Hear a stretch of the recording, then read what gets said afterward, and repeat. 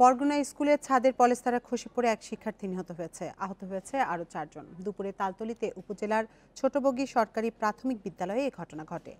প্রত্যক্ষদর্শীরা জানায়, বিদ্যালয়ের ৩য় শ্রেণীর ক্লাস চলাকালে হঠাৎ ছাদের পলেস্তারা খসে পড়ে। এ সময় পলেস্তারার নিচে চাপা পড়ে 5 জন। ঘটনার পর তাদের উদ্ধার করে হাসপাতালে নেওয়ার পথে মারা যায় মানসুরা।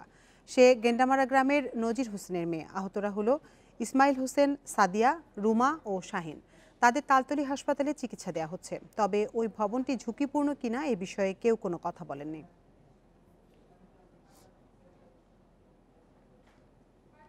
এই নিয়ে আরো জানাতে বরগুনা থেকে যোগ দিচ্ছেন সহকর্মী আরিফ হোসেন। আরিফ, আহত তো 4 জন আছে, তাদেরকে হাসপাতালে ভর্তিও করা হয়েছে, তো তাদের শারীরিক অবস্থা সম্পর্কে চিকিৎসকরা কি বলছেন?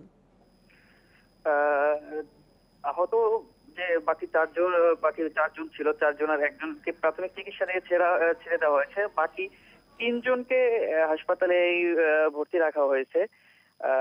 আর ওই প্রাথমিক শিক্ষা অফিসার ওখানে আসলে শিক্ষার্থীদের দেখার জন্য হাসপাতালে ওনারা গেছেন। তো হাসপাতাল শেষে আসলে ওনারা ওই বিধ্বস্ত যে স্কুলটি পরিদর্শনে আসবেন।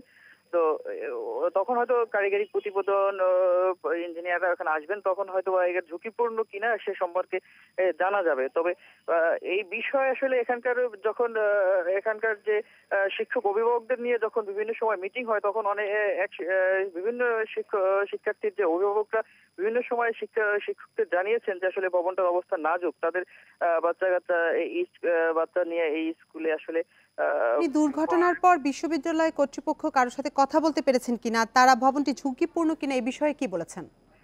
আসলে শিক্ষক কর্মকর্তা সংক্রান্ত তাদের সাথে কথা বলেছে। ওনারা আসলে এখন পর্যন্ত আমাদেরকে ঝুঁকিপূর্ণ এই বিষয়ে আসলে কোনো নিশ্চিত কিছু জানায় নাই।